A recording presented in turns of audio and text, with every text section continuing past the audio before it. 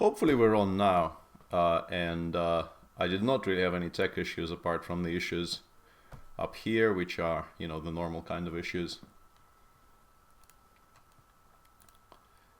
Once again, let's wait until hopefully it starts. Judging by the haha in chat, it has started, but I will seek confirmation on my screen before proceeding. Hopefully we're on now. Yep, there we go. Excellent. Okay, so I have chat open in admin mode, mod mode. So someone might get banned today. I haven't banned a single person yet, but who knows? There's a first time for everything, and I'm not sure how long I will keep this on, but I wanted to do something weird, and I'm also I'm leaving very soon, and I will return in mid-July. There's a lot of events sort of running into each other, so I'm packing for like a month and a half, and in that month and a half there will be like a 6 days of vacation with my family in Italy after the World Team Championship in Hanti, but before the Geneva Grand Prix. So I had to pack beachwear, and I found this Three Lions cap, and I thought I should wear it in honor of Mark Wood's fantastic final over yesterday. But wearing a cricket cap inside is, does make me look like a complete tit. So I'm not sure how long I will keep this up. And very busy schedule ahead, and generally this year seems busier than most of the preceding years, which is not how I envisaged a life after 40. But yeah, what do we know? Anyway, that's probably enough of an intro. Seems like we're up and running, so let's start playing some chess. And as usual, I'll start with some of the higher rated ones, and in that spirit, there's actually someone who is higher rated than I am.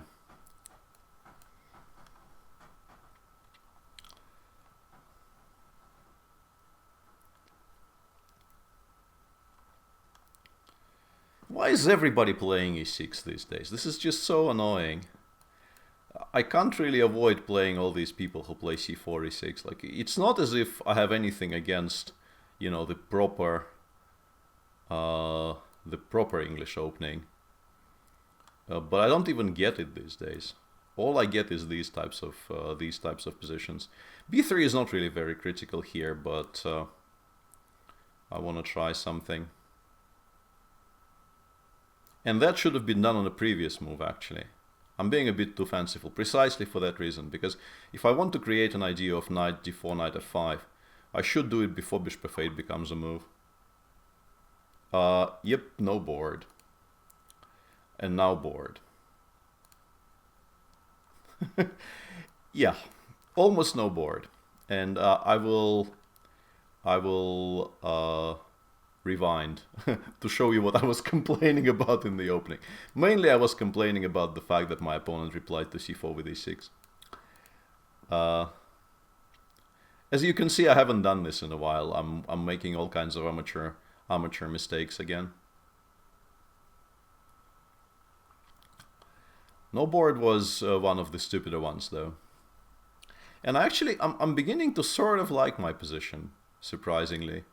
Unless g6 just... the big question will be, if he plays g6, can I play knight e3? Because if I can play knight e3, it's one position. If I can't play knight e3 for tactical reasons, it's a whole other situation. Queen c8 is a bit unexpected, mainly because it allows bishop h3, and I'm not sure what his plan is after that. So I will just ask. Because it would appear to me that he might just have to play king h8 here. And king h8 is not a move you particularly want to make in positions like this. And if he does go king h8, I have some tactical options there which are very, very interesting, which might get me completely Yeah, I should get slightly more concentrated, because knight bd7, of course, is a perfectly reasonable reply to what I'm doing. I'll just play rook c1 for now. Although then he might go g6 and bishop h6 once I go knight e3. It's still a very natural move, though. And with the queen on c8, it does feel, you know, extremely nice to put the rook on the c file and ask him the question how he wants to proceed.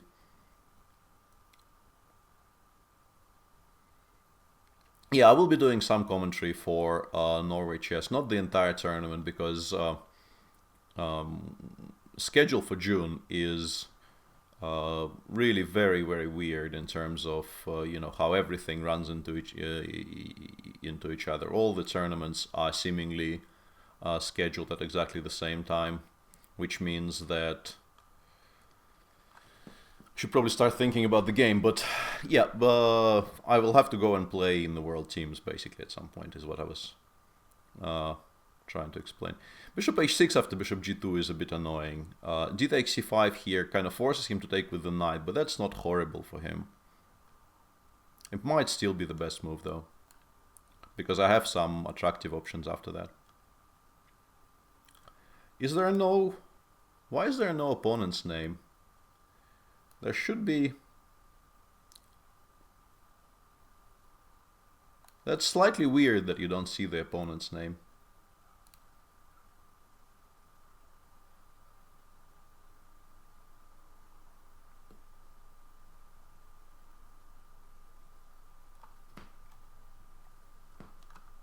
Yeah, and it does seem that there are some lagging issues right now. This might have something to do with my internet, which has been less than entirely reliable in the past week.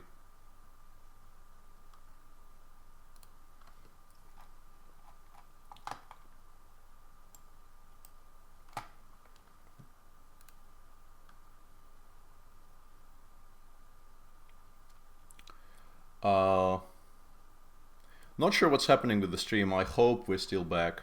I mean, we're back on, because yeah, chat was going completely crazy about stream being down, and I did close the window with the stream so that there's no echo, and also to preserve bandwidth. But I'm pretty sure this has nothing to do with my fantastic technical prowess. It's just my ISP not being the greatest currently. That's an interesting choice, because it does seem like I can win a full exchange here.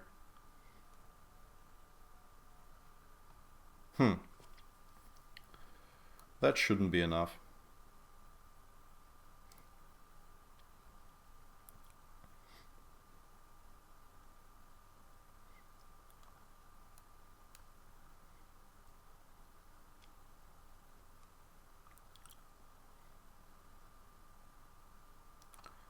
I should have a very, very large advantage here, because I think with the bishop on d4 I cover most of his counterplay, and the bishop will just return to g2 later on, and it is a full exchange after all. The players' names should be displayed. This is somewhat weird that they're not. Let me see.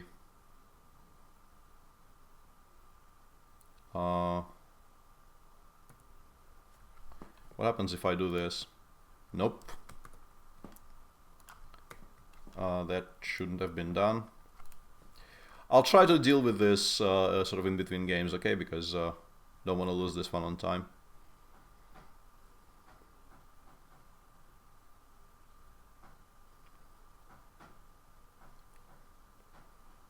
But I'm pretty sure the setup originally included the players' names. I don't know why they're gone right now. Let's make a waiting move of some sort of pass the turn. It's a useful protection move. It covers the e2 pawn, which he might try to get some play with bishop a6, and in general, h5 is also a decent waiting move, though. I should probably commit to something here.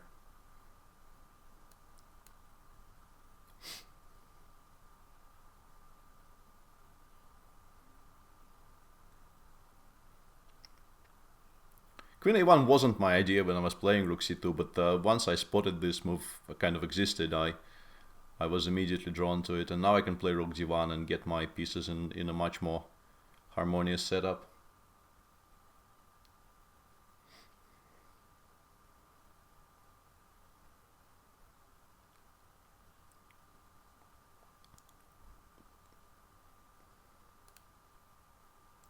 Still don't really understand what happened with the setup.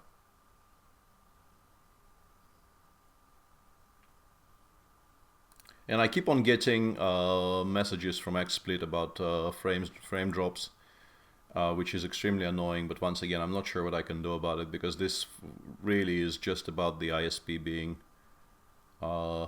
horrible.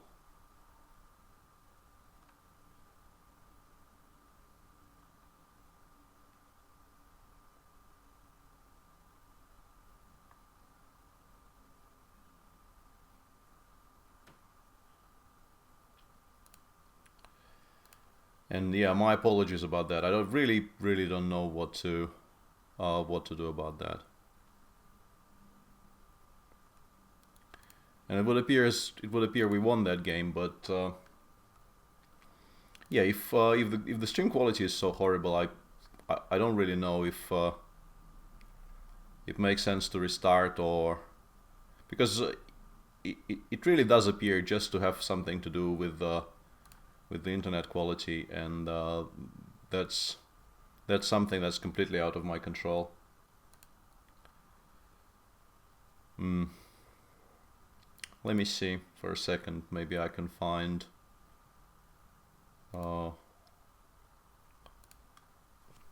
Yeah, that doesn't feel natural. Maybe I can find it somewhere.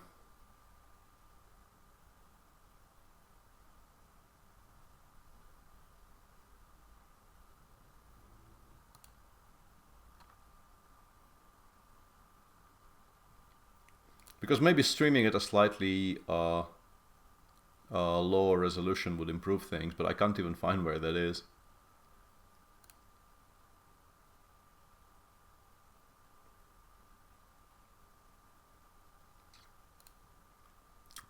So I would like some input from you guys. So what am I supposed to do with this? Do we continue the way it is, or do we try to trouble fix it? I probably have to stop the stream for a bit.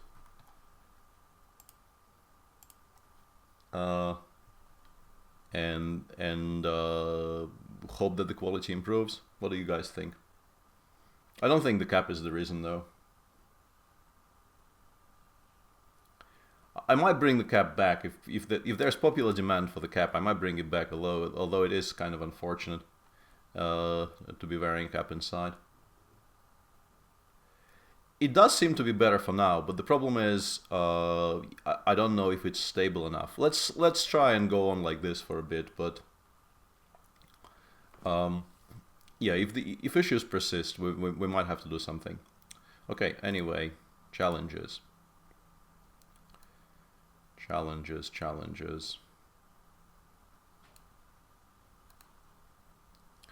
There seems to be popular demand for the cap, so let's go with the cap.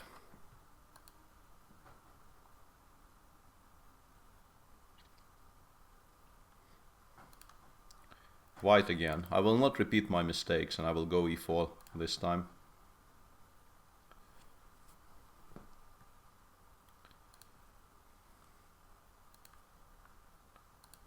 And that probably is an immediate mistake, because I didn't actually click on that challenge. I clicked on the other one. I seem to have all sorts of issues right now. That wasn't a premium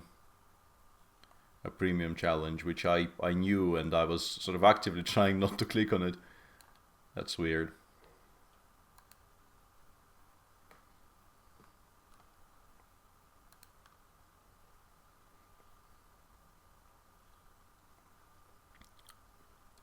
That's what I started the show with, Pramod.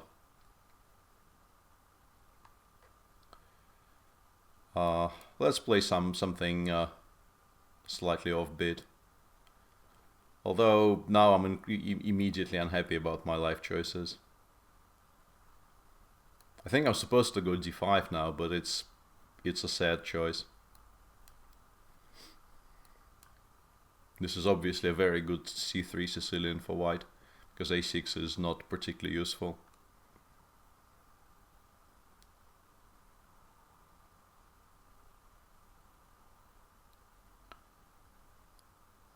Why do I do this to myself?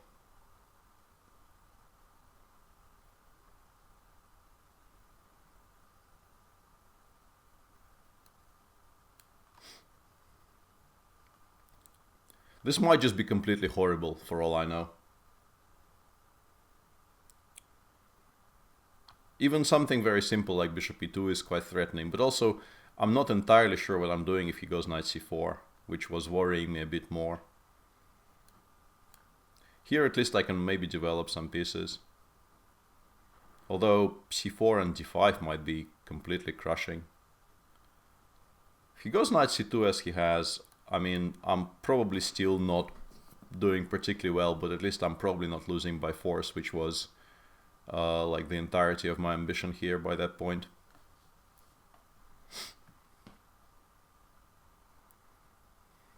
I took on d4 to kind of try and distract him from the idea of playing knight e3, which was, I think, a very annoying positional threat.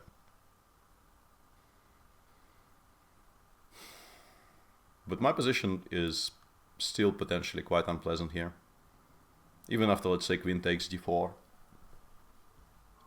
Although it's probably not that horrible. I think if there's a refutation of what I was doing, it was earlier. I think by now my position might be tolerable.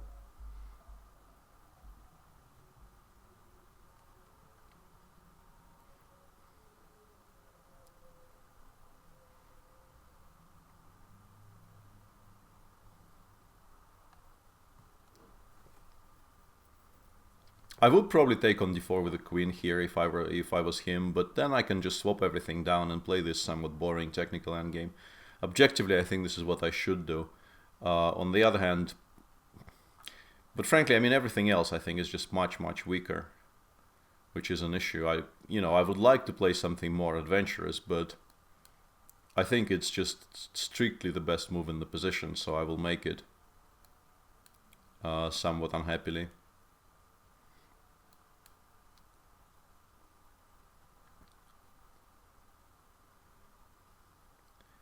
These types of endgames are, if I manage to get out of the corner, if I don't get pressured too much immediately, if I don't blunder knight f5 in some kind of unfortunate fashion, I should be okay. For instance, bishop e7, knight f5 here is quite unpleasant, so I'm trying to see if I have better squares. Even here, knight f5 is not without merit. But it seems like my opponent is not really looking at those options, which is beneficial for me because I think they were, very valid. And I think I actually should just trade this in. That bishop on c5 wasn't doing very much, and generally speaking, I think this knight on d5 might be somewhat better than the bishop on g3. I'm not sure what it's doing on h2 either.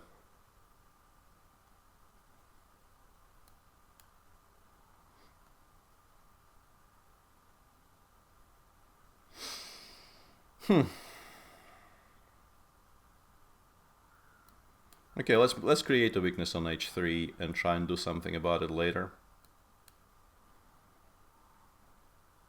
If at any point in this game I actually get e6, e5 in, I will be much better, maybe close to winning.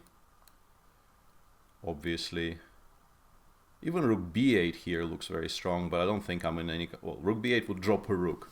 Yeah, that would have been a mistake. That would have been a mistake. And I don't know why he continues offering me a draw. I am significantly better here. I'm not playing against his flag or anything. I am significantly better in this position.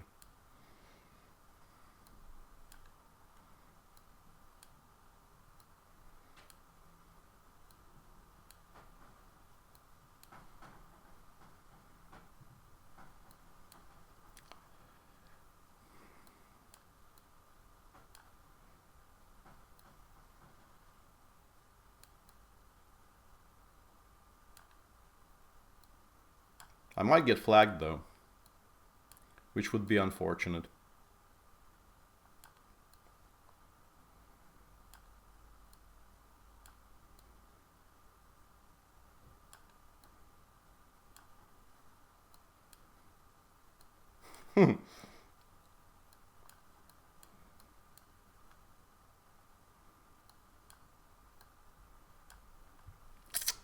Yep, should have taken a draw, I guess.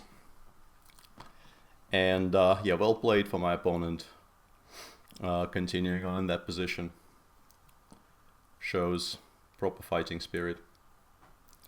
Five draw offers and then playing on.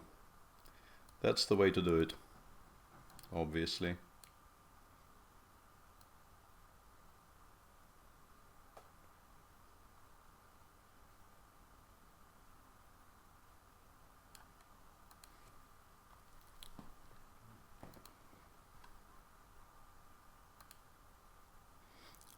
I did try pre-moving in the end there.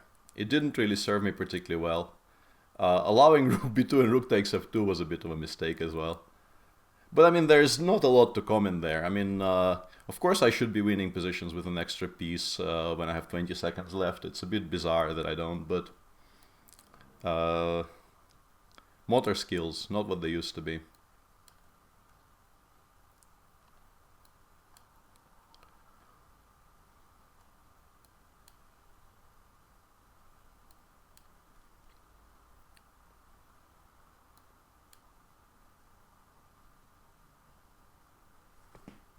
I find it very difficult to believe that anyone can be slower than me. Got a late. Lucky in particular, but maybe, who knows.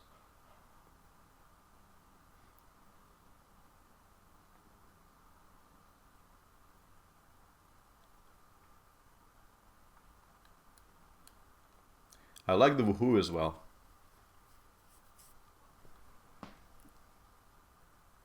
Woohoo seems very appropriate there.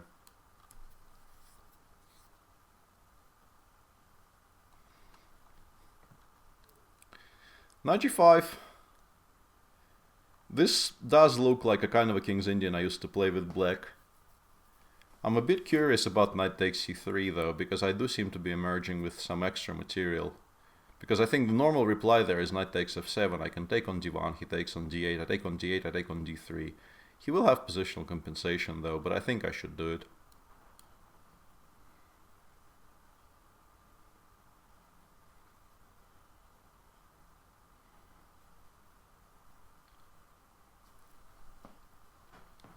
How's the stream quality, by the way?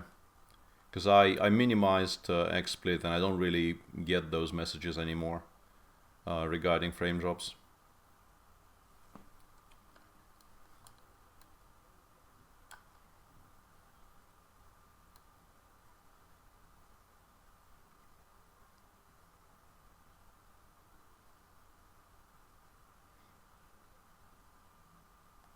Seems like he's very seriously considering not giving me the d3 pawn, but then I can just take on f2. I don't think it's an improvement for him. I think d3 is far less important than the f2 pawn if he plays something like, I don't know, bishop e4 on some move like that. So I would definitely take on d1 and then start thinking. Maybe he's thinking about preemptively taking on c6, which might be an idea. I do have the option of going knight b4, but I think allowing him to play knight e4 there is not in my favor. I would like to work as hard as possible to stop him from playing knight e4 for as long as possible. Because the moment knight e4 happens, he gets all kinds of counterplay. The pawn on c5 is very weak, the bishop from c1 might go to e3, might go to g5. So, yeah. Here I would like to at least create a threat of knight c2 so that he has something to worry about. If I play knight d4, bishop e4 actually captures the rook on d3, which is why I'm choosing knight b4 instead.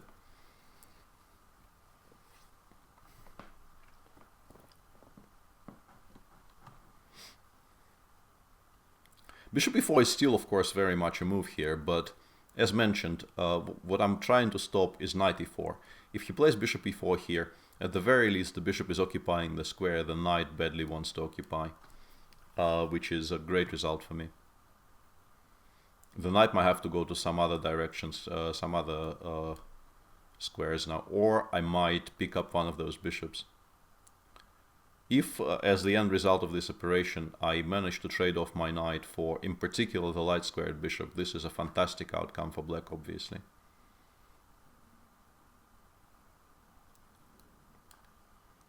Because now he can play knight e4, but with my knight no longer on c6 and no bishop on g2, I can just play b6 and actually solve all of my structural issues. And now I seem to just be a healthy pawn up. Well, reasonably healthy. There's still some compensation because this knight on e4 is so nice. I would have probably played f3 in his spot, because by playing knight c3 here, he is making it a lot harder for himself to play b2, b4, which is his one source of proper counterplay.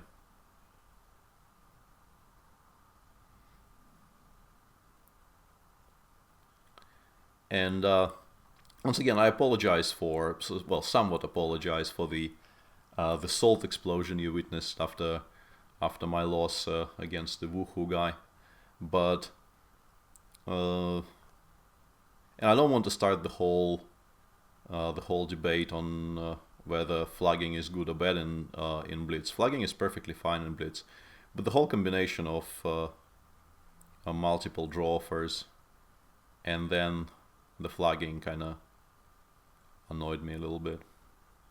I can play e4 here, but I can't really work out why this wins. Objectively, you really want to lengthen your diagonal for the g7 bishop. And my position will be better after e4, but I would like to be winning, not better. And I'm not sure if it's winning.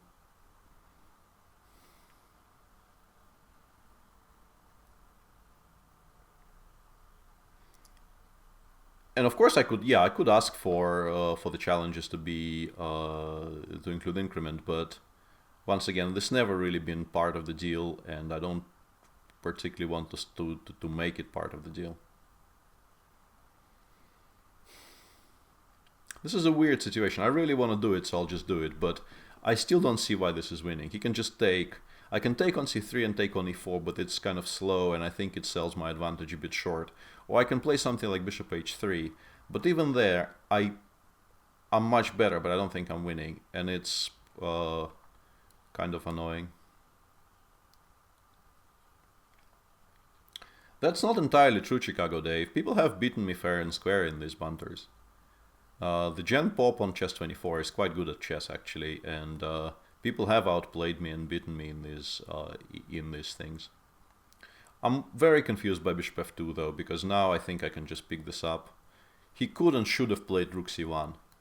I understand this bishop on g7 was my pride and joy, but two connected passed pawns on the queen side are more important. And giving me just giving me this pawn makes my life incredibly easy here. This is now a reasonably straightforward technical win, I think.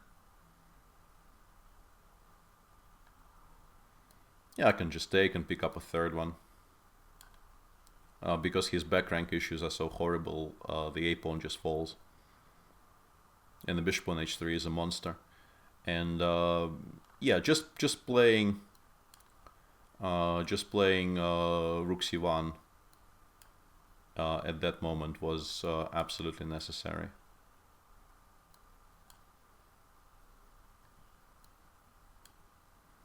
I can keep the bishop, but I can also collect all of his pawns. I don't really even need the bishop anymore. This is just so utterly winning. 3 pawns up, and they're all, you know, healthy connected passers on the queen side.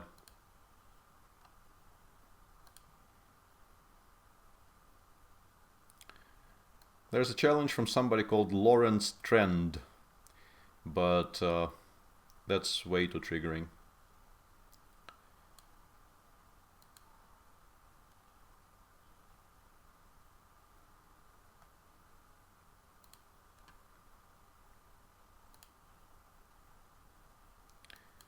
And the new challenges kind of pop up on the top left, but I think they disappear after a while.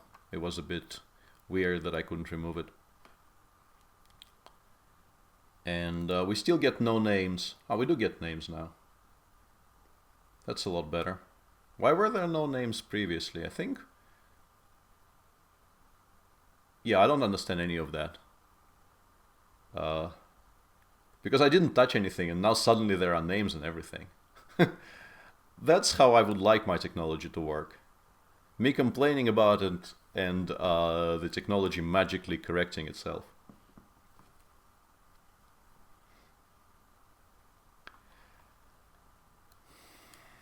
Yeah, I still don't really have any kind of set repertoire against the London. I probably should get myself one by this point because you are extremely likely to face the London at some point because so many people just play it on a constant basis. What is on a constant basis? Just say constantly, man. You might get accepted, Passion, who knows? It's not entirely impossible that you might get accepted. I think I might be in trouble here. I kind of have to play d5 here. After knight c5, bishop b5 check will be a threat. I'm not really enjoying this very much. On the other hand, maybe I can play c4. If I can actually play c4 and make it stick, my position might not be horrible. But it might also just kind of lose by force to some kind of... well, bishop e2 preparation probably will be required. But then eventually after castling he will go b3, a4, open up the queen side, play queen a1 and just collect everything. I think I need to play it more conservatively. Regrettably. Whoa. Yeah, I'm not really doing all that great today.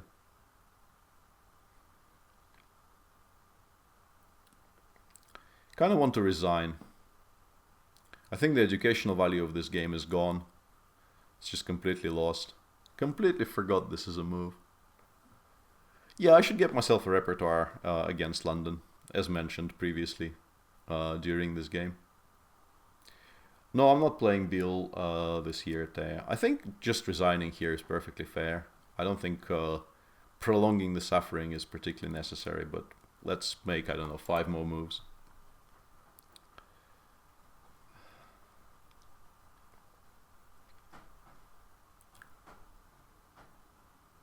The position is dead lost. There can be no doubt about the actual evaluation of this, but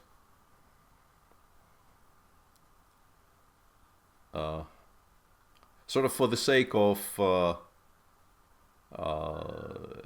you know, illustrating just how bad it is, I might play on for another 5 moves or so. No, I do have some idea. I mean, I was mainly just fooling around there in the opening. It was quite obvious that the move order I chose is not the right one.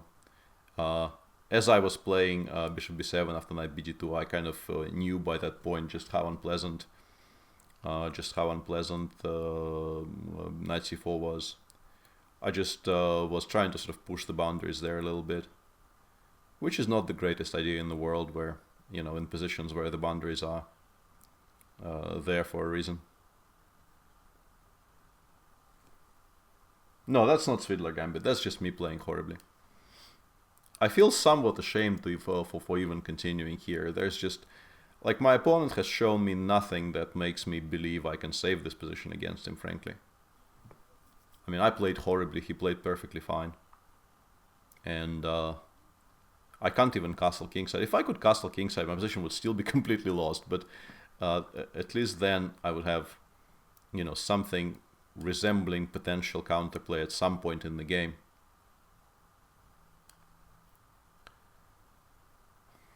At least I'm trying to trade off the light squared bishops via the a6 square. I probably would have played bishop d3, bishop g6 check instead of this. Not that White's position kind of worsened because he's done this, that would be ridiculous to imply.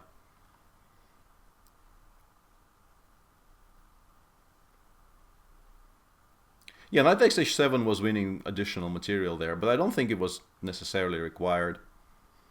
I think he's doing perfectly well without it. I have rook f7, so I can try and sort of stabilize here. And I'm using it in the sort of in a very, very liberal way. The verb stabilize. This is not stabilizing. This is surviving for a few more moves.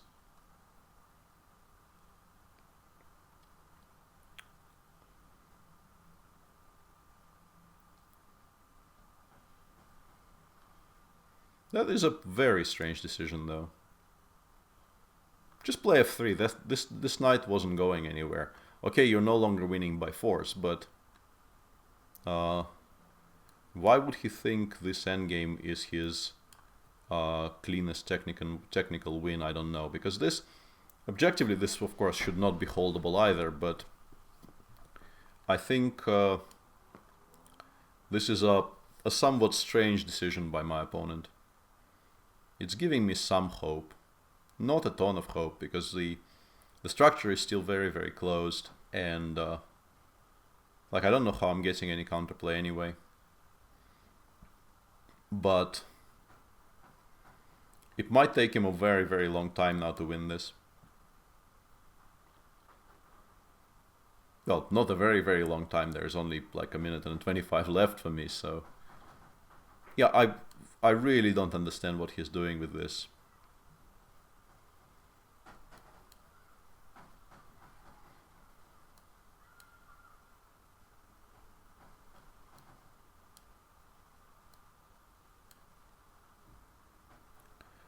Because I'm not in time, he might get rook g1 and g4.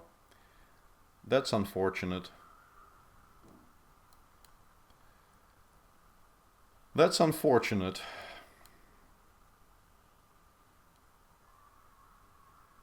But he should have gone rook g1 and g4 there, I think. Although he will actually run me out of moves, potentially. Or maybe not. But now I think it's sort of unclear, and I might be winning now. If I win this game, it will be a complete travesty. But he cannot actually recapture because I go rook g3 check, and that pawn endgame I think is winning for me. Now that will be a complete travesty if that happens.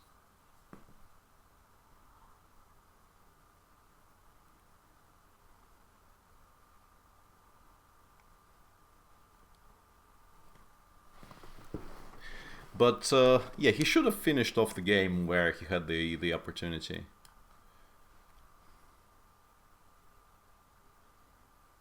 And yeah, I mean, I know all the quotes about no games ever being saved by resigning and blah blah, but seriously, this should not be happening.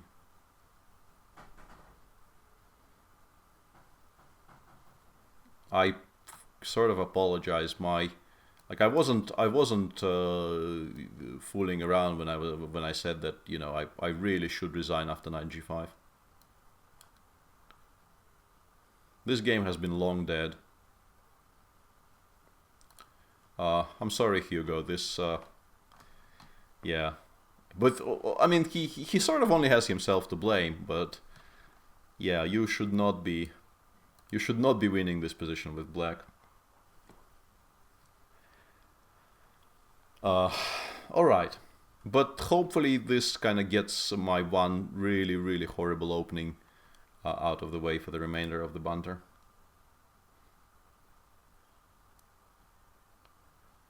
Okay, let's play some low-rated people, because I think that is one of the more persistent popular demands I get. Not only playing the, you know, sort of preferably 2500 plus players in every single game. After knight bg2, like, I used to play this myself with white. My entire childhood was spent playing this with white. And I actually play d4 in that position. I used to play e4 and allow black to play d5, but people kind of avoid it, I think, these days.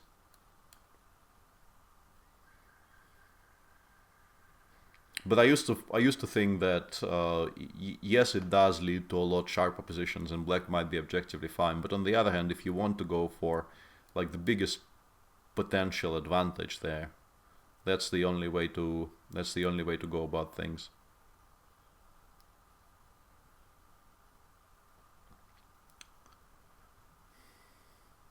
Yeah, your conversion wasn't ideal, Hugo, to be honest. But you shouldn't be calling what happened in the opening lucky. You didn't get lucky. You just you knew what I was doing, and I really didn't. And as mentioned, sort of fooling around to the extent that I was doing it there is just not very healthy.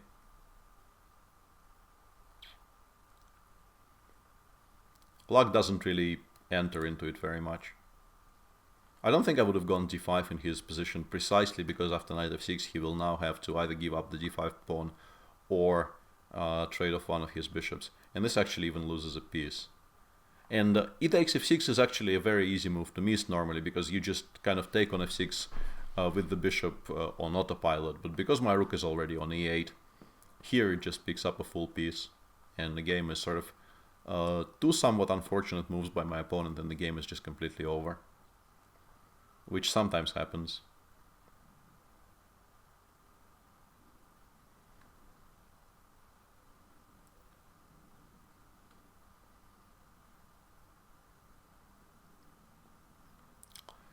And on the subject of playing lower rated players, I probably will play one more and then I will go back to searching for the higher rated challenges, because I think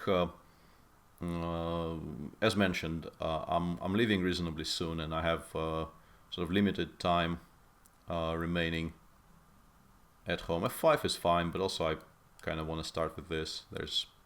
I mean, pretty much everything wins here. It's a matter of taste. And because of that, I'm not going to be able to play a long session today. I think the longest I can go is maybe an hour and 45. So I think trying to squeeze in as much as possible of those somewhat higher rated games would be a decent idea for this particular banter. But I will play one more after this.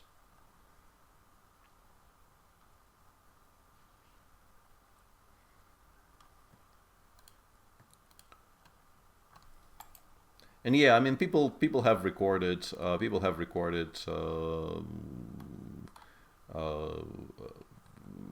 videos on the subject of London. I'm not the world's biggest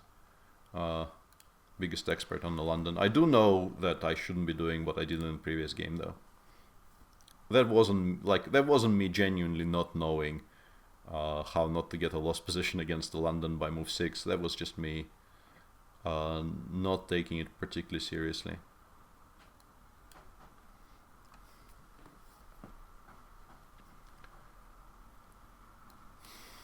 Let's play the Beards.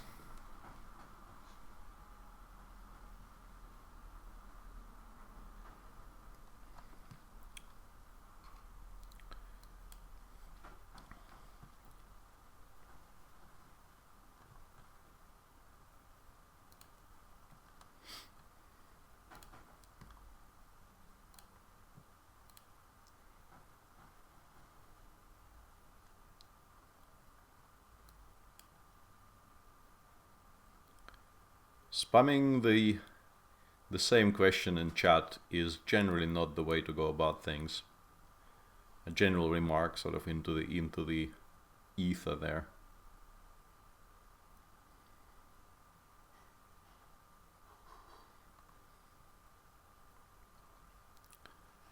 c5 is playable, but I probably should aim for something connected with e5 here, in particular with the bishop on d3, which I think is not the most critical square for that piece. I don't know what Halloween Gambit is, the king's best friend. That kind of stands in the way of me playing it.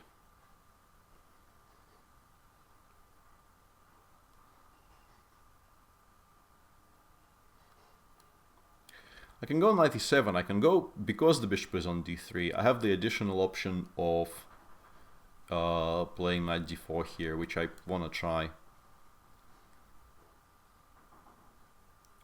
He can take and go knight b5, but I think I get enough counterplay against the e4 pawn after rook e8, and if he goes rook e1 I can play, for instance, knight d7, and the pawn on d4 is still alive. I'm threatening a6. I think it will be kind of awkward for him to continue attacking that pawn whilst at the same time controlling the e4 pawn.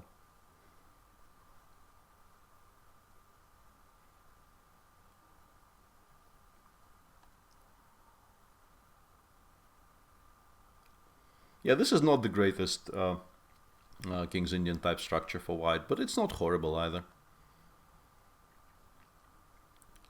I think it's difficult for white to get a completely horrible King's Indian structure if he's not really doing anything particularly bad. I still need to solve the issue of how to sort of position my pieces for the f5 break. If I go knight h5, I will not be able to recapture on f5 with the pawn once I play f5 and he takes, because the knight on h5 will be hanging, which is why I will go with knight e8. But if he does something like queen e2 here and after f5 takes and goes f4, I think he's fine at the very least. This I am happier about though, because I can now go with this knight to h5 and then potentially either f4 or g3. I will not be playing f4 too early. I think I would like to keep my options open on the king side for as long as possible. I like bishop g5 though, that is a decent move. Maybe I should have actually tried preventing it. This might force me to play f4, but that at least wins me some time on the king side. Because if he goes bishop h4 here, I also get the tempo to play g5, so my entire kingside structure gets sort of pushed one square forward whilst losing no time because I'm also chasing his bishop away.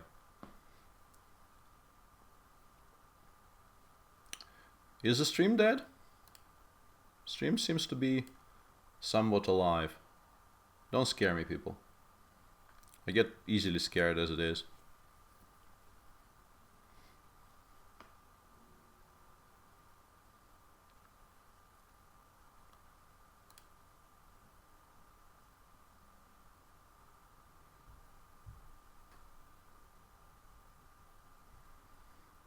I'm not restarting it in the middle of the game, obviously, but yeah, I'm sorry if there are once again stream quality issues. I apologize, but I really don't know what to do about it.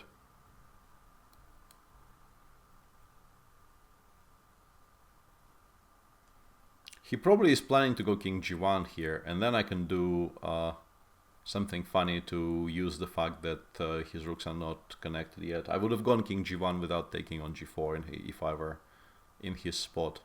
Because I think my opponent underestimates here just how dangerous opening the h-file is in these structures. Yeah, connecting only one device to Wi-Fi is good advice, but then I wouldn't be able to read chat on the other screen, and also there are other people in this apartment who would also like to continue their life unimpeded by my streaming.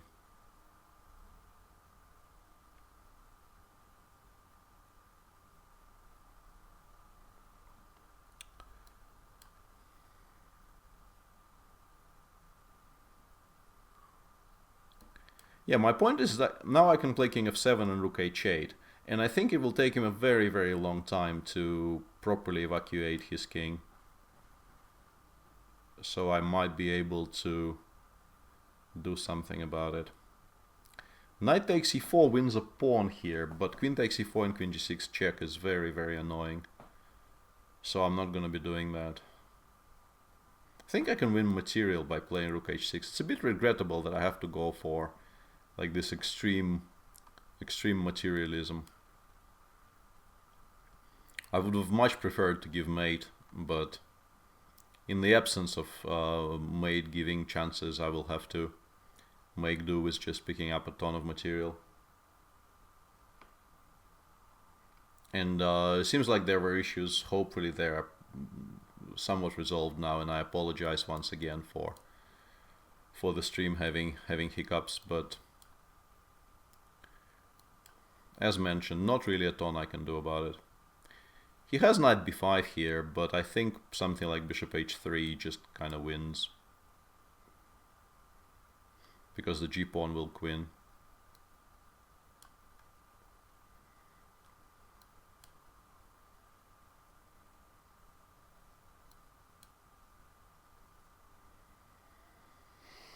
How do I go about this? probably here, and then here, and then take, hang on. It's kind of important not to lose to queen c7. Let's not lose to queen c7.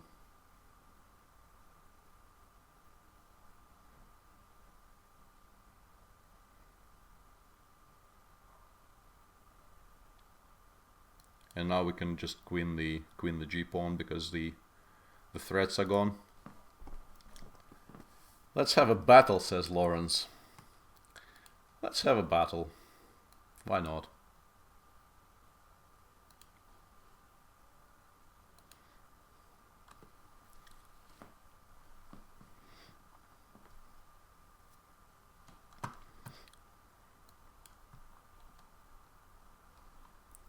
Why not? I haven't seen Karekin Meyer, and even more regrettably, I haven't seen the Saw Giri match, which is something I really miss seeing. I was watching something else entirely at that moment, and kind of forgot to switch.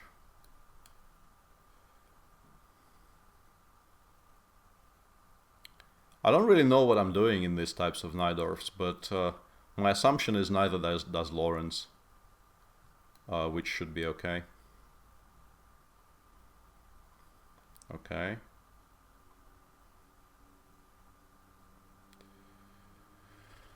Not sure about this. Let's not ruin our structure. Let's play somewhat slower. GF6 would save me 2 tempi, so it was definitely also worth considering. But having a fluid structure in Sicilians, I think, is very important. And I really dislike him playing a 5 there, although bishop h3 does make it a ton better and does make it a ton more reasonable. But I think in general you don't need to play it this fast with white.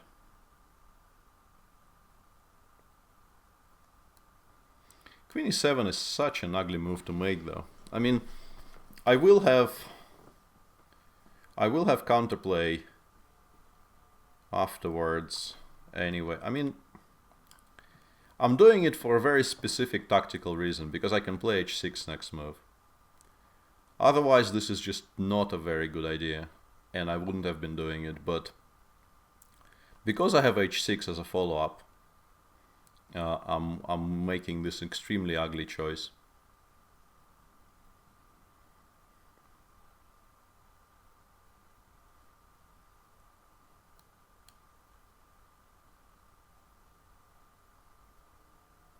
g5 is hanging, but more importantly, almost against anything he does I can play h6, because if he goes g6, and once again I probably wouldn't have traded on e6 so early, because in general you want to be able to meet h6 with g6, hitting my pawn on f7 and kind of undermining my structure.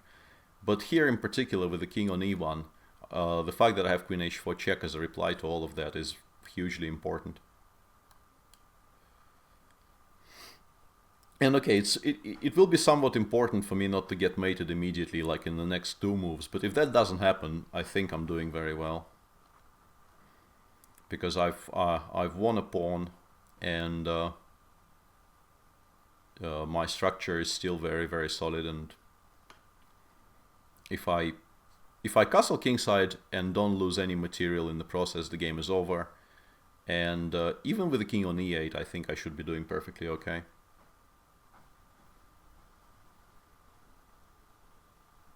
In most cases.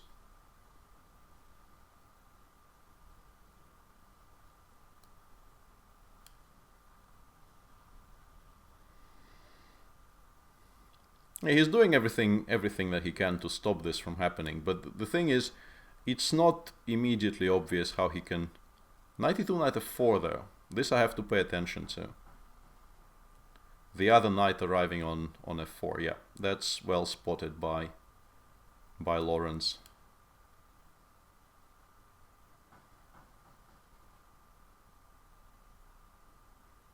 Once again, g5 is, you know, it's not very pleasing on the eye. Making a move like that should not be done lightly. But allowing knight f4 also is, you know, not something you do lightly.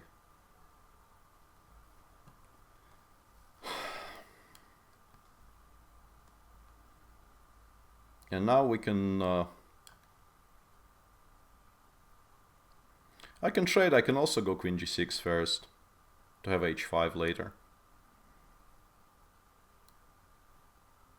If I go queen g6, he has knight f4 and bishop h5. He might even spot this. So I will not give him this opportunity. But also, what is his next move? Let's just improve our position a little bit. He still has the same tactic if I play queen g6, which is a bit annoying.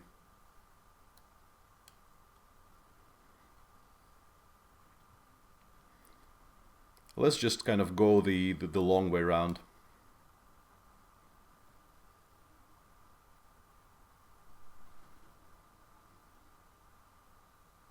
I'm not happy about what I'm doing, to be honest. I probably should have paid more attention a little bit at some point. This is not that great. The king on b7 is not particularly safe. It would be if the queen was on c7, but my queen is still on h6, which is giving me a bit, you know, giving me slight jitters here.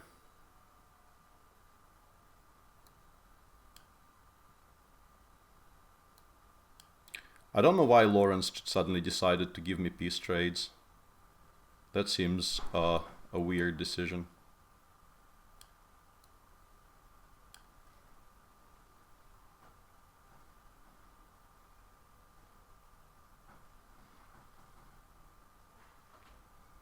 e5. Fancy. Don't really understand what that does though. So I will just take.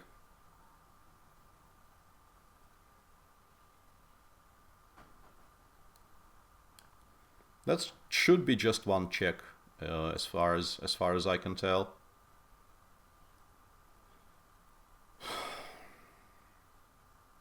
Should be able to stabilize here. He goes knight b3, and I still need to pay attention to the queen becoming very active, but should be possible to stabilize here.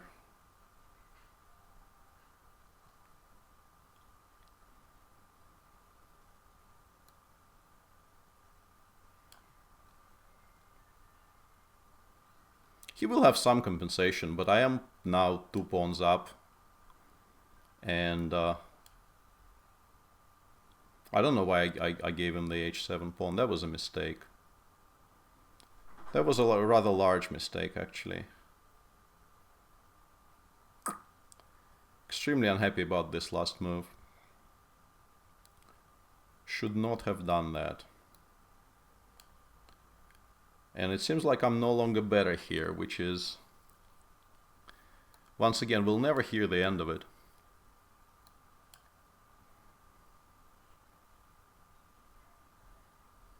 That's the thing about playing Lawrence. Like you really, really dislike the idea of not doing well.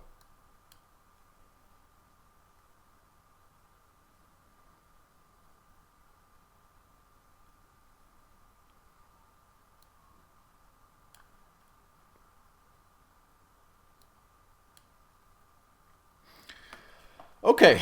And I'm actually up 5-4 against Lawrence now. Who knew?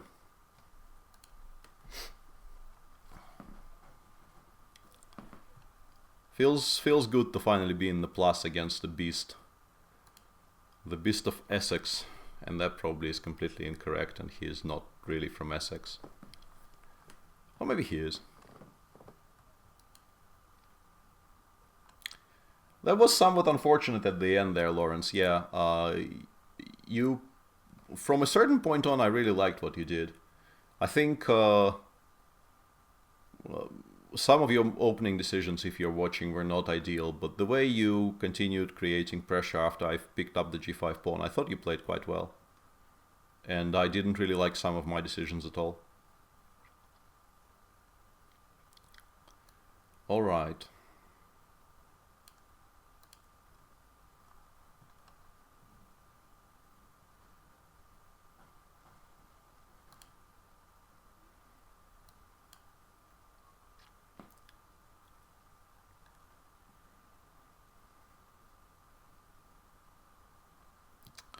d4 e6, allowing me to correct my mistake and go for the French.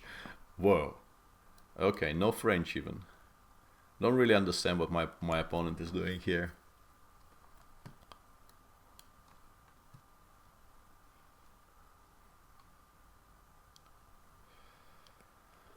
This, you know, in general you get this position and the black pawn is already on e5, and even that is supposedly seriously better for white.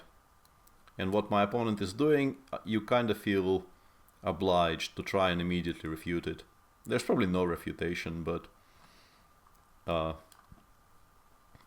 you feel stupid for not trying.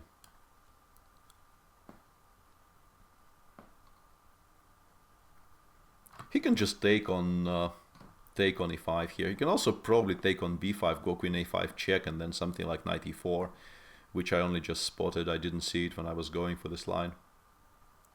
But even just d5 here, his position should be okay.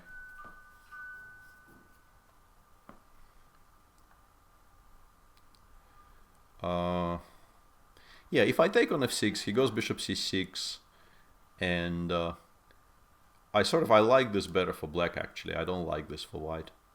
So I'll go with this. He should probably give this check, and now he has the option of taking or playing both knight e4 and knight d5. Both of those moves are sensible. But I think just d5 is the easiest option here. Knight f3, knight c6. I'm not worse. I mean, the structure is quite uncomfortable for black, but I'm probably not better either. It should, generally speaking, positions like this, they tend to even themselves out.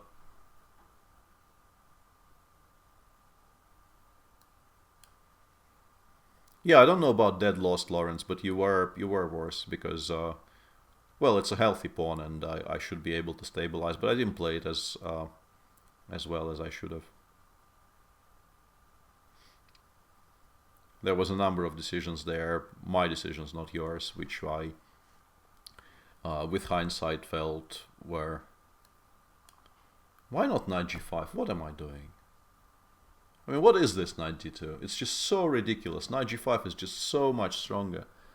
And long castle wouldn't even have been legal. That's what talking to Lawrence does to you. Talking to your invisible Lawrence.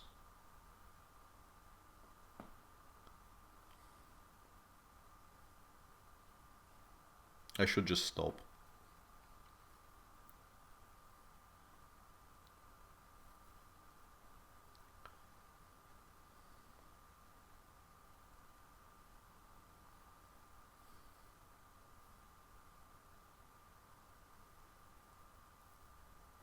Peter screws up regularly today, Don G. I think that's, you know, very, very self-evident. And even is misplaced there. Peter screws up consistently today. In like every second game I make mistakes which make me like go into full facepalm mode.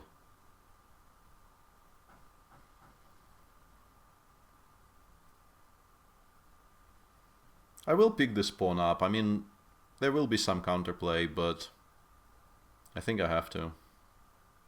I might want to play queen e2 and knight f3 instead. I don't know. Like rook c4, he goes bishop c5. It's a bit awkward for me to defend against the threats. But I think it's still better than the alternatives. Like I can play queen f3. I mean, if I'm really, really scared, I can bail out with queen f3. I won't be much better though in that endgame because the rook is a bit stranded and I will have to double my pawns because of the back rank issues. But I might have to because otherwise like rook f8 next move is just incredibly worrying.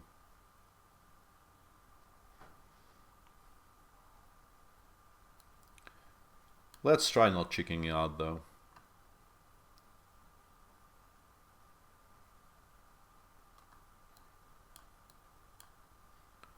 Let's see if maybe because of the potential pins along the c-file, maybe I'm just in time with playing this. Because if I get bishop b3 and his entire initiative on the king side is completely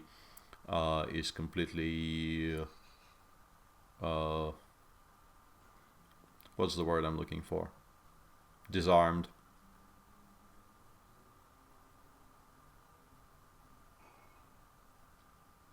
I am a mode promote and nobody is blocking anyone. Seriously? No.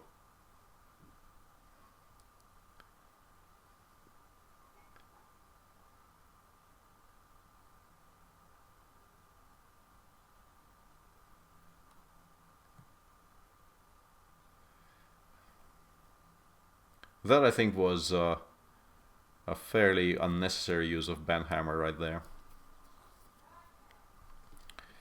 I can go bishop b3, I can also go bishop f4, but I think bishop b3 is more practical. Just make sure that nothing bad happens along that diagonal, protect the f2 pawn.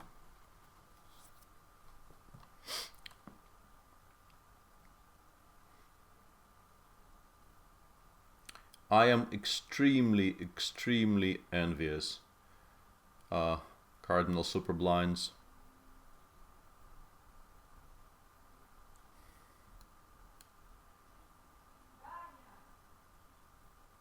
There are, I like this rook d5, bishop d6 restructuring by my opponent actually. He will have something like knight e5 to follow it up. Kind of makes me want to take on c6, but I don't think it's correct. I don't think I have more than like one check there. And one check is not good enough. And that was a trap, I thought, which I set up. Because rook f4, I think visually is a very easy move to miss, because that square was so heavily under black's control for the entire game that just your brain kind of refuses to process that this move exists. And now this should be... I actually missed rook takes f2. If he found rook takes f2 here, I might have issues winning this game. But not anymore, obviously. Rook takes f2 on the previous move was a very... Yeah, I missed rook d2 again. Yeah, I'm not doing this right. I'm not doing this right at all. Very annoyed with myself.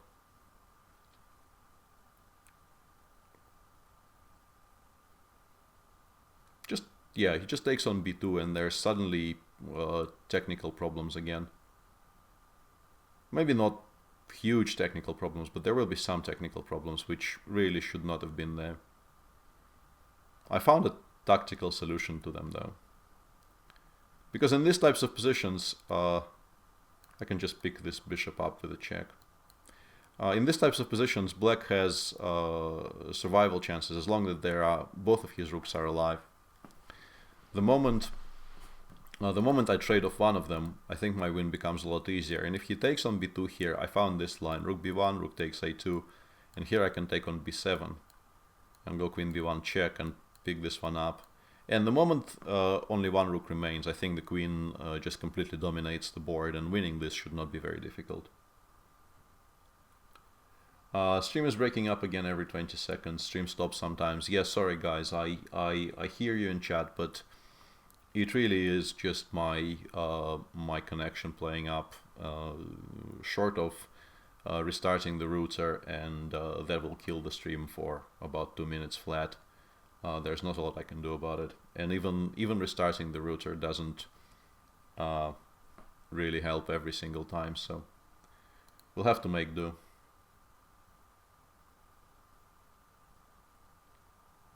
Yeah, I didn't see rook f2 after. Let's show this. This is a very nice shot by Max there.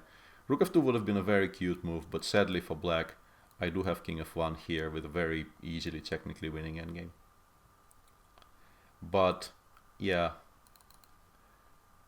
in this position I should have chosen a different square, and after I played queen e3, rook takes f2 here would actually ask some very serious questions.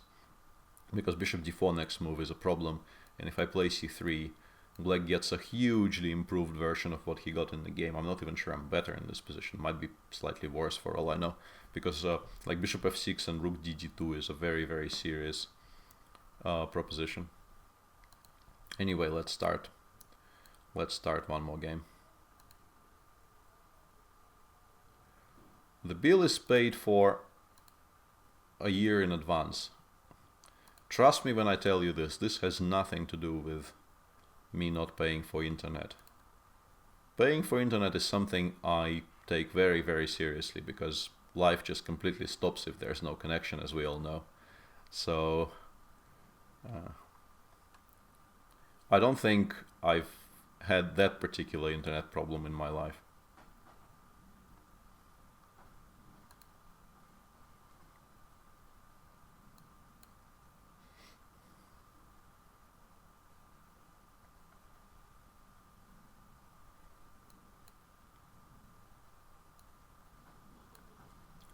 I shouldn't have played c5 here, not because it's a bad move, but because this position is not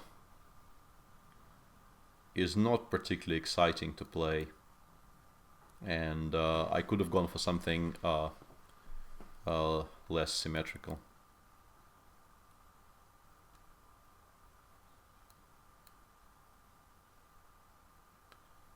Whoa. Okay.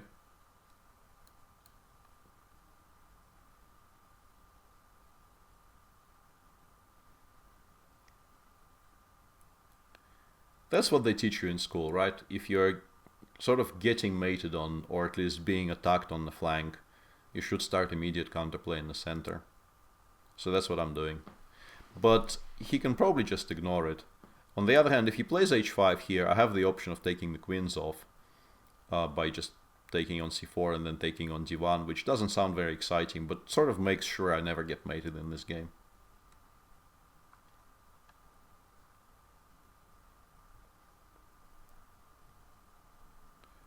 This solves some of those issues, at least, because he will take on d1. He will take on d1 with the rook. It's a decent move. One I did not really expect.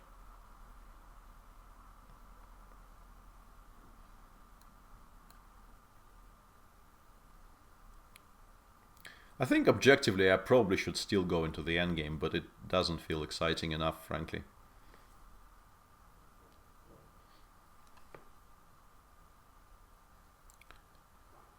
We can turn it into like into a lesson about structures, though, by doing this first.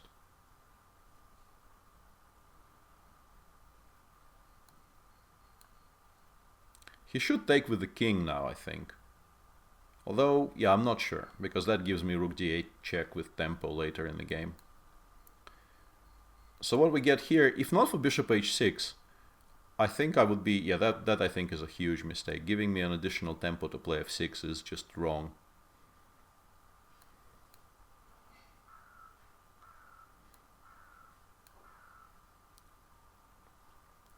So what happens now is that the pawn on c4 should, I think, eventually just fall.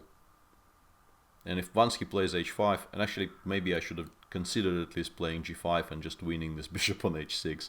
That was a very valid option, but since I said it will be like a structure lesson, I kind of ignored the fact that my opponent decided to give me this piece.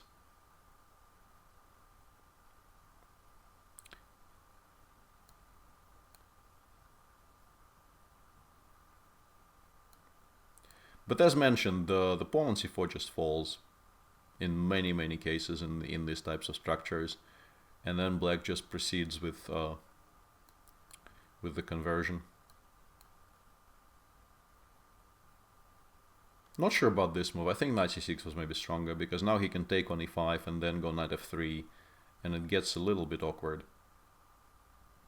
Yeah, I'm not happy about that decision. I will try to correct it by doing this first.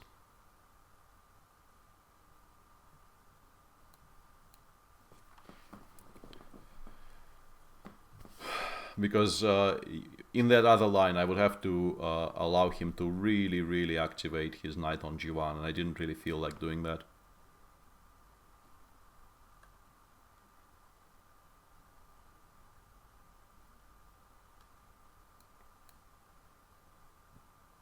Yeah, now we collect everything.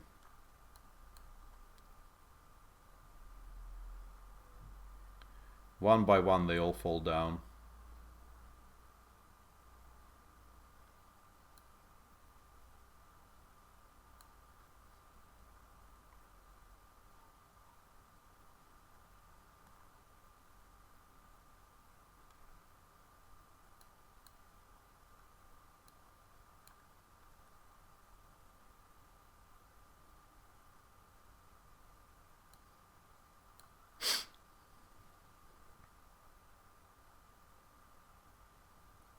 Some slight attention is obviously required while his pieces are a bit awkward, I mean a bit active, but it shouldn't be very difficult here to control all the checks. And 3 connected passers are 3 connected passers.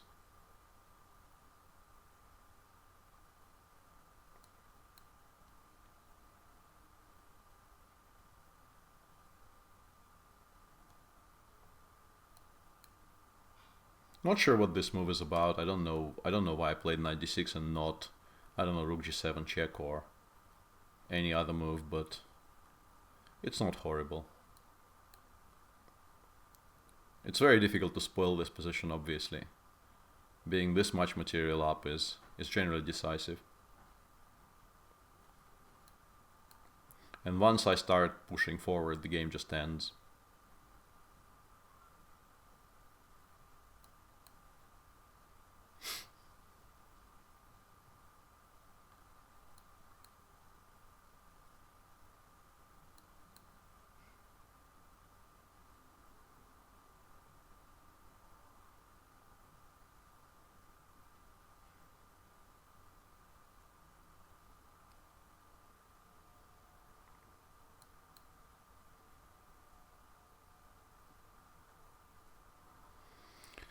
There should be a way to just make sure the a-pawn queens here. The easiest way, I think, is just to play rook a7 and then a2.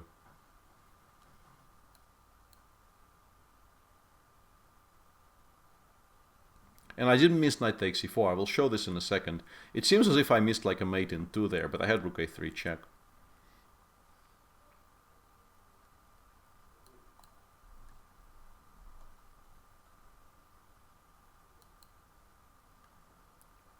I'll show this in a second, because it did seem like a blunder from my side, but as opposed to a number of actual blunders, this wasn't a blunder. When I played a2, it seemed as if he could take on e4, and after a1 queen, rook takes d6 is an actual mate on board to a king on d5, which is not something you see every day.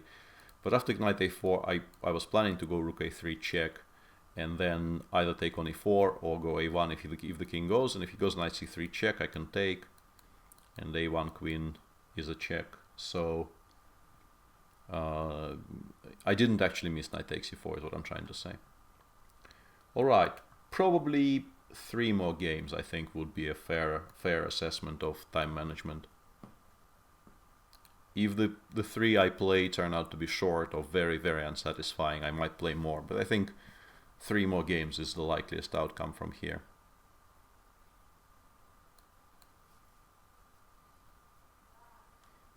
Knight e2. I've done this myself a few times. I'm not entirely sure what this achieves.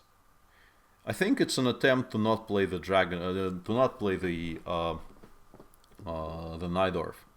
If black goes knight f6, knight c3, d6, you can play g3, for instance, and it kind of sidesteps the Najdorf.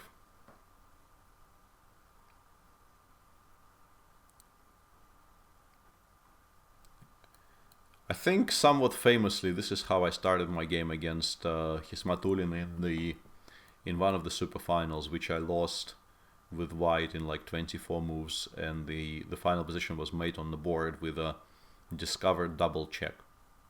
If you haven't seen that game, look it up. It's quite spectacular. I tried doing something very fanciful in the opening in that game, and it backfired in truly stunning fashion.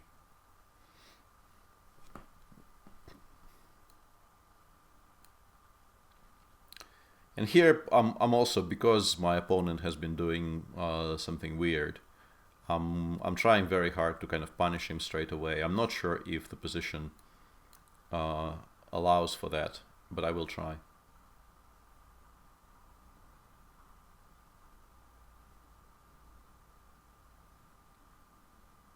Queen b3 probably still gives him an acceptable game.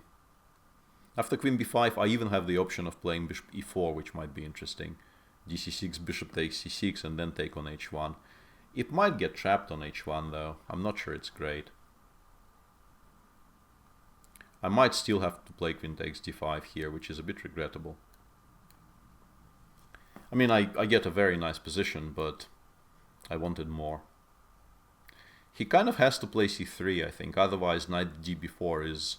Well, I mean, the best outcome for him in those lines would be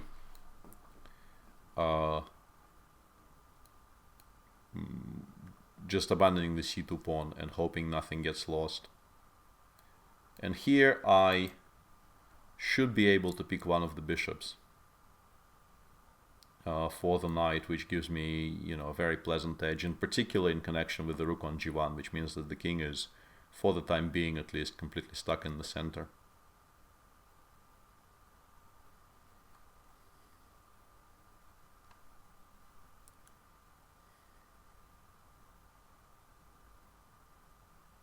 Looks a fantastic position for black, frankly.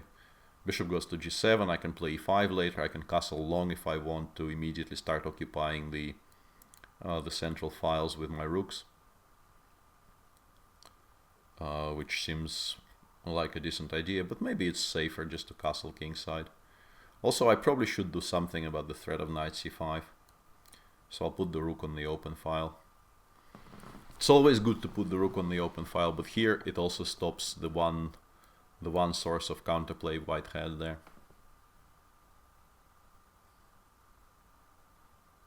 Seemingly no gambits today. There were some people asking for gambits, but they didn't really materialize. People are playing solid openings against me, and I was kind of varying my first moves with white and not really aiming for anything in particular.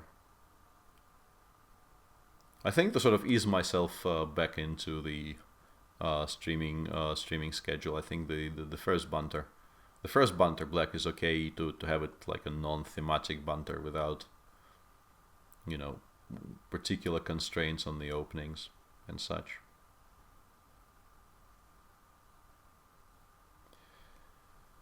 Yeah, this position is fantastic, but you still need to win it somehow.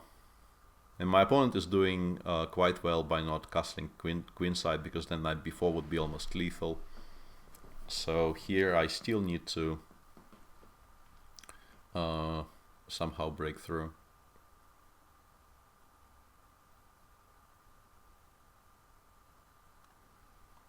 I played a number of moderns already, I think at least 2.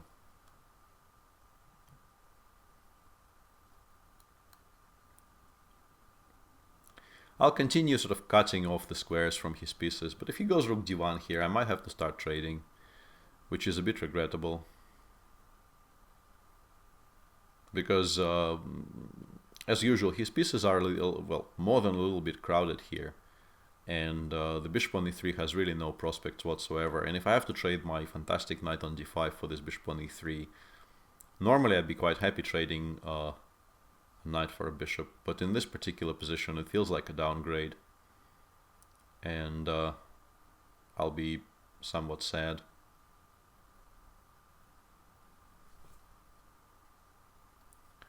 Looking for a way to win by force here and not really finding it. Kind of want to play e4, set a trap. And just as I said that, I realized what I thought was a trap in my favor is not really a trap, and it wouldn't work.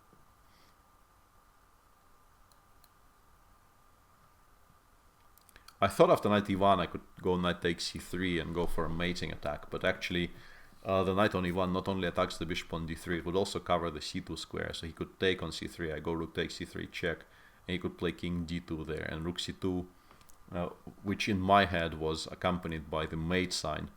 It was not mate but a blunder of a full rook, so that whole plan was completely bogus.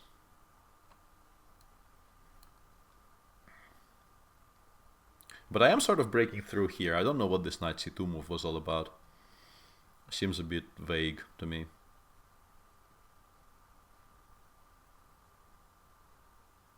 I normally would have grabbed on e3 instantly myself, Wonky. It's not a bad choice. I was just looking for more because I didn't really want to play a long technical game where I think my chances of winning were extremely high, but I just wanted to try and break through sort of more proactively. It is possible to play 3 minutes. I think I played maybe 1 or 2 games of 3-minute chess already during the session. Knight e2 check was winning on the spot instead of king takes g7. That was a mistake. That was just me being lazy and replying to something in chat instead of thinking, which is not the way forward, but this still wins. I'm lucky I spotted this move, because otherwise I would only win an exchange, and this way I win a full rook.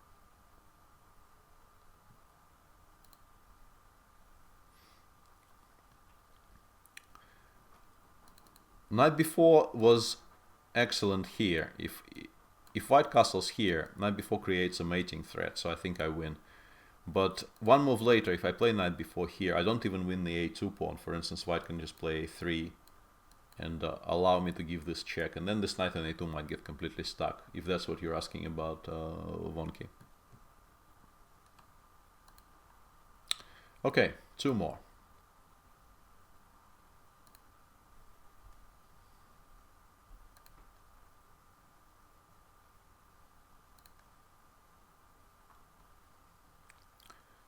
Not sure the last time I faced an actual French in the tournament game, Pramod. It's all searchable.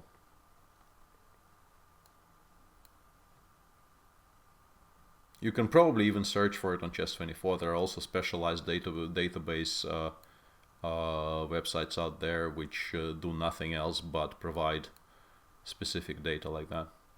So instead of asking a senior citizen in chat, you can just go and ask the internet. It's faster and more reliable.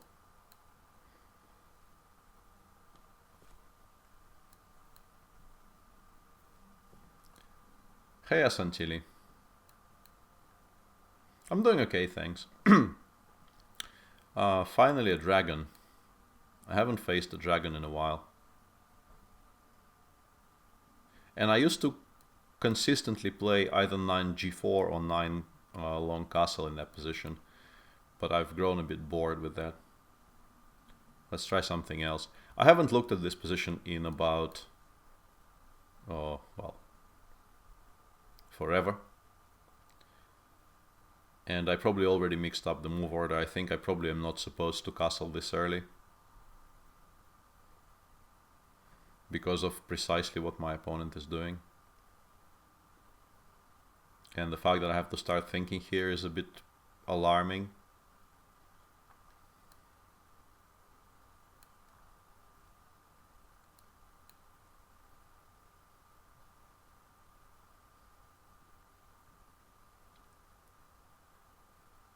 Of course it's all still theory, but yeah, that's how it goes, right?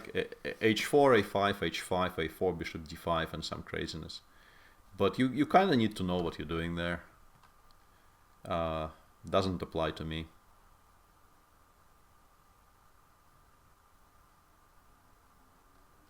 I think I may have had this on the board as well in like the late 90s.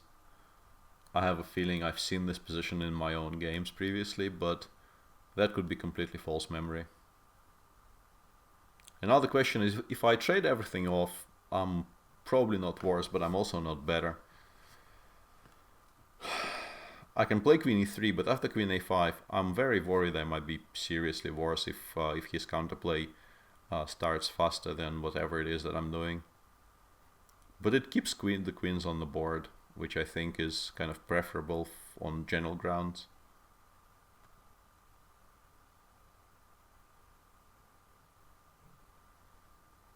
Sort of for your viewing pleasure, but I don't particularly want to play a position I will severely dislike.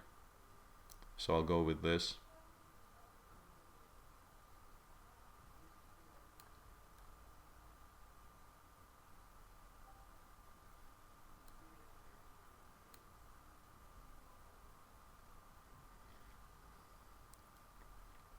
This structure is very similar to a couple of games Boris Gelfand played in the recent Grand Prix in Moscow. It was from a completely different variation, and also the material balance was slightly different, but because white had the two knights instead of what will likely be a light square bishop and a knight, because I think black should probably play something like knight d5 here. I will take on g7. Or this, bishop h6 check followed by knight d5 is also very, very sensible. Might be stronger in fact, because knight e3 is a very annoying threat here.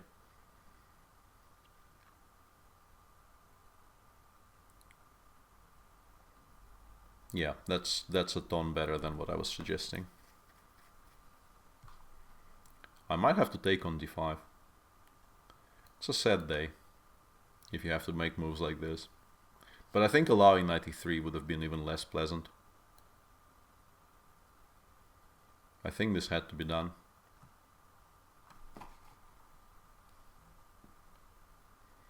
Black looks slightly better here, super blinds. I'm fully aware I'm not really refuting the dragon here. I was trying to do something, well, I was aiming for a completely different set of positions, if I can phrase it this way. And I didn't get them. I don't know why I put it on c5. I think I'm trying to tempt my opponent into taking on f3, but I don't think he will be tempted.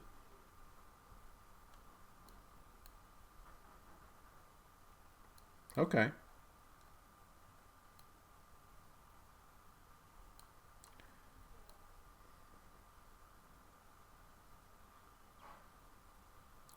This leads to a very, very sharp position, which could quite easily be pretty bad for me, but could also be quite decent, because I think the a7 pawn falls, and then we get this race. And as I constantly say to everyone's great merriment on stream when I commentate with Jan, 1 runs faster than 2, and it also will run faster than 4. In particular because the bishop on f8 is still not really participating in the game.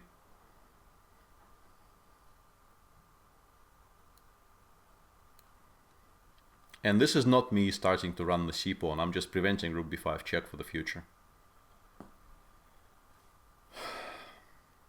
It's just, I mean, I will still only try to promote one pawn, not two. But it's important to take away some squares from his rook. I don't really understand how the teams line up in the current, you know, one-day rankings gift tier, so it's very difficult for me to answer.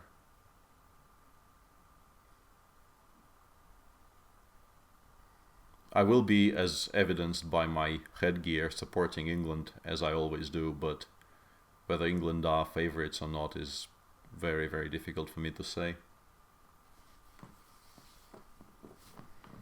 Yeah, I think he recognizes by now that he will have to give up the rook for my pawns. I'm even somewhat tempted to go bishop d4 first, just to make sure I have things in the way. But I think b6 also just wins, frankly. No, let's go with my gut feeling and go bishop d4. I think it's a good move. It also stops him from going king g7 and unpinning himself. He cannot play e5 because bishop c5 wins the bishop, and f6 is just extremely slow. Yeah, England are looking quite decent, obviously, but whether they are actual favorites or not is a lot harder to say.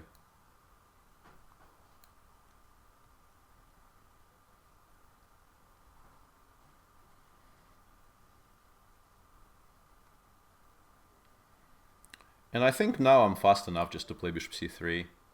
Because with the pin along the back rank, he's just not gonna be fast enough to unpin himself. And I will of course take on f8 before going b7.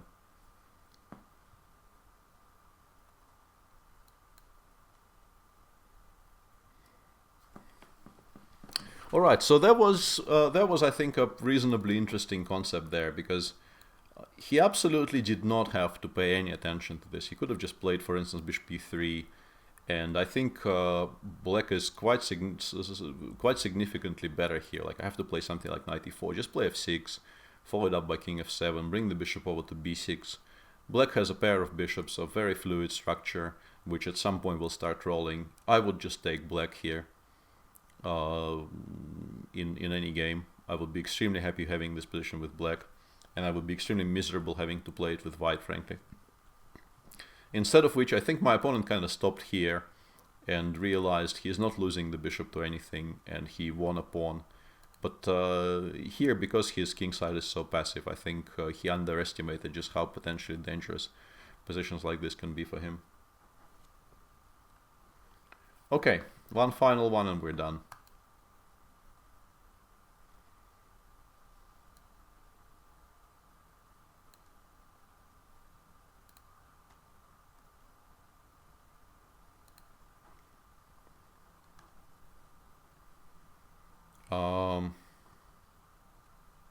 Gambits.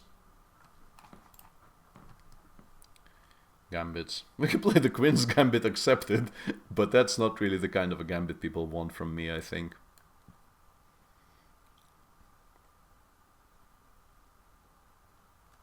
I'm not sure, Pramod. I think I will probably do one session from Hamburg when I get there for the Norway chess commentary. Or let's put it like this, at least one session. I'm pretty sure I will do at least one session during the Norway chess commentary, probably during the rest day. Potentially more, but at least one. So that should be somewhere around maybe the 10th or 11th of June. You can check the Norway chess schedule.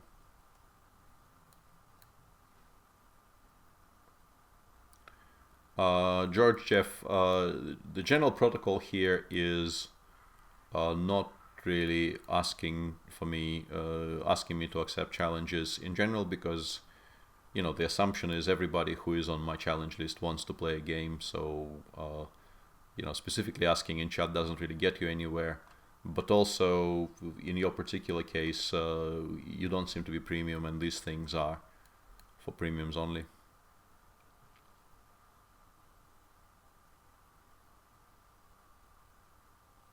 Which should encourage you to go premium. Hashtag sellout.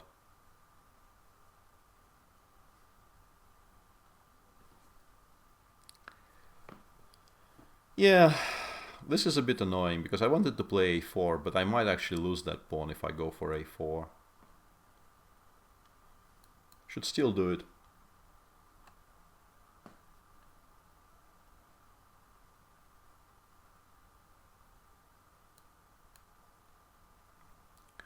I would like to be able to bowl leg spin, but I most assuredly do not bowl leg spin as things stand.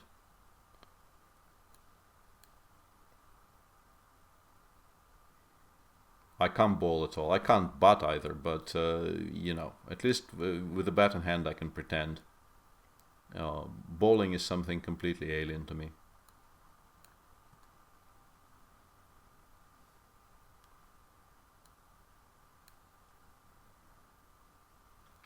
I think I've gotten away with it a little bit because my opponent, I think some of his play around the bishop g2 a4 breaking point was way too slow, and he should have tried harder just to punish me for fooling around in the opening.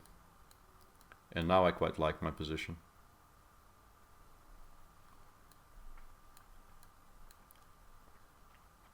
This bishop on g6 is very useful. Also the pawn on a4 is very decent, doing a very decent job in controlling his queen side. The knight will eventually land on c5, I hope. And no, it's just a very, very decent position for black. Should be quite seriously better. And Yeah, d4 looks like it might win a piece, but knight c4 saves him, so I will just continue improving the position of my pieces. Don't really need to hurry with anything here. Might want to play bishop g5 at some point later in the game, but I'm not sure it's greatly beneficial to me right now, so I'm postponing it. I will play probably just h6 next move. Continue with the waiting game.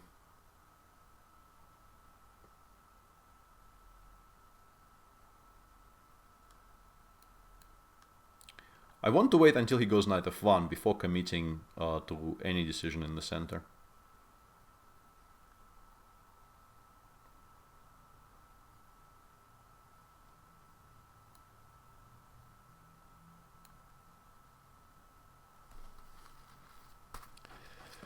Him playing h3 kind of tempts me additionally to go bishop g5, but I'm not sure what that does. Like, I would like to go knight c5, but bishop d4 is a bit awkward. Maybe bishop c5, but once again, I'm not sure what that does. I'll go with knight c5, queen a5, which was like my backup plan here.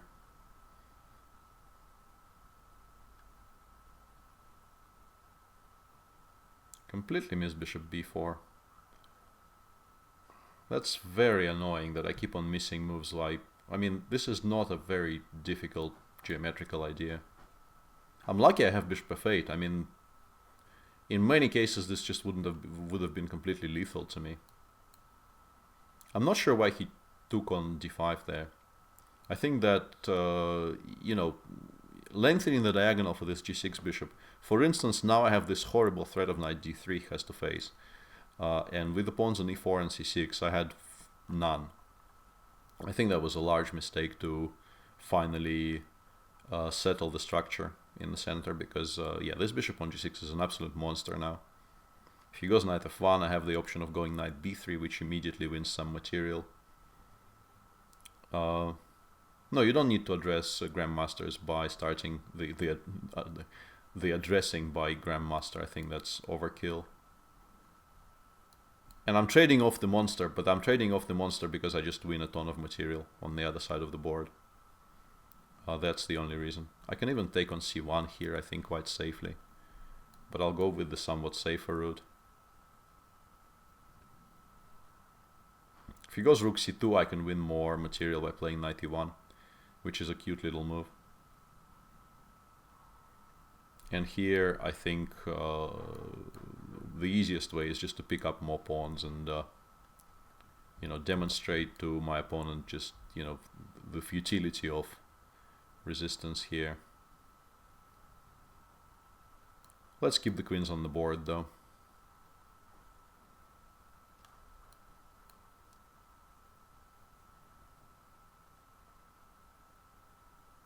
Okay, queens have to come off, but I'm not really sad. I am 2 pawns up and my position is just completely technically winning.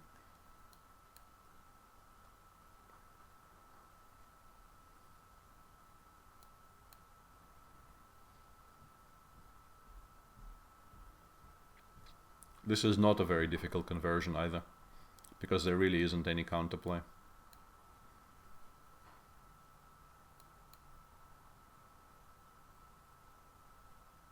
I can probably start pushing, but I can also just bring the king to the center first, because he has no moves.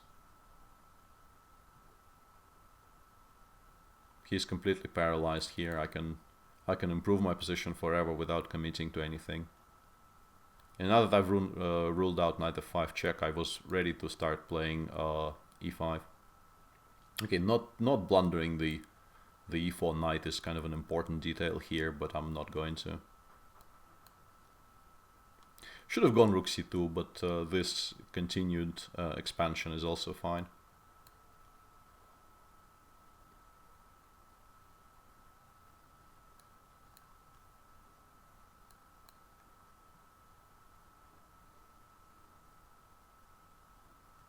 As mentioned, this really isn't a very tricky conversion.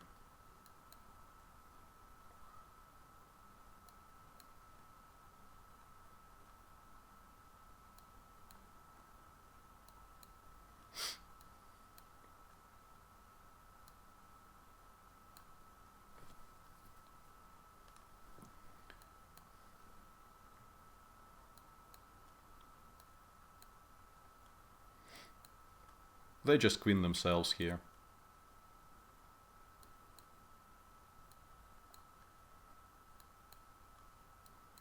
And I have more of them.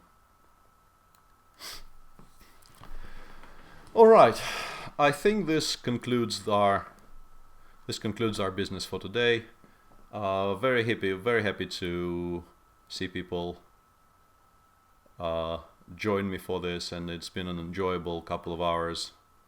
I lost one game I shouldn't have lost, and won one game I completely should have lost by move 7. So I think those two probably kind of balance out. And thanks for watching, everyone. As mentioned, there will be bunters in probably somewhere around 2 weeks time. I can't name the day right now, but I will stream from Hamburg. I will probably stream more than chess from Hamburg, but that's for, you know, those 3 people in chat who follow my other budding career. Once again, thanks for watching, and see you during Norway Chess. Cheers, everyone.